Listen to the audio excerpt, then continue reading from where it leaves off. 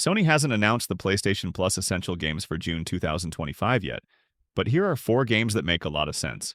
They either fit the pattern of recent releases, have been featured in promos, or need a push. I'll go over each one and explain why it could show up next month, and if it's actually worth your time. The Crew Motorfest came out in September 2023 and feels like Ubisoft's answer to Forza Horizon. The setting, a scaled-down version of Oahu, gives it a strong identity compared to previous Crew games, which were more spread out and unfocused. This one sticks to tight, well-designed roads with a nice mix of terrain. Driving feels smoother than before, especially with the way the cars handle corners and speed. The playlists are basically themed races that help organize the game around styles. American muscle, electric, vintage, etc. It's better structured than the Crew 2. That said, it has problems. The game throws too much chatter at you.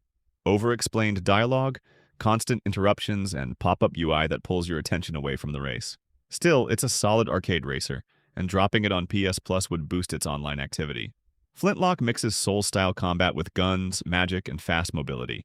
You play as Nor, a soldier with a flintlock pistol and an axe, and you've got a fox-like companion that helps in fights and traversal. The game leans into dodging, combo attacks, and timed parries. Combat feels good when it works. The rhythm can break due to enemy AI and some uneven hit detection. Movement is fast, but it can also make fights messy.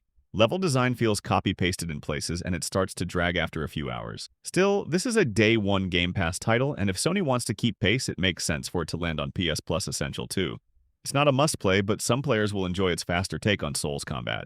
Planet of Lana is a 2.5D puzzle platformer, where you guide a young girl and her animal companion through a machine-overrun planet. The art style stands out.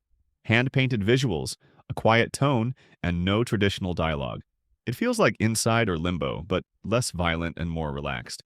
The game's puzzles are basic. Push blocks, sneak past drones, use the companion to trigger switches, but they work. It doesn't waste your time with filler. Music and atmosphere carry a lot of weight, and the story builds through visuals instead of exposition. It's short, around 4 to 5 hours, but tight. This would be a smart PS Plus pick. Something visually different from most big-budget games, and good for a weekend playthrough. Last is Creed Rise to Glory Championship Edition. This is a VR boxing game for PSVR 2, based on the Creed movies. The Championship Edition adds improved visuals, new characters, and updated mechanics. Sony's been trying to keep interest in PSVR 2 alive, and PS Plus is one way to do that. Creed isn't new, it originally launched in 2018, but this updated version came out in 2023. It's solid enough and shows off the hardware.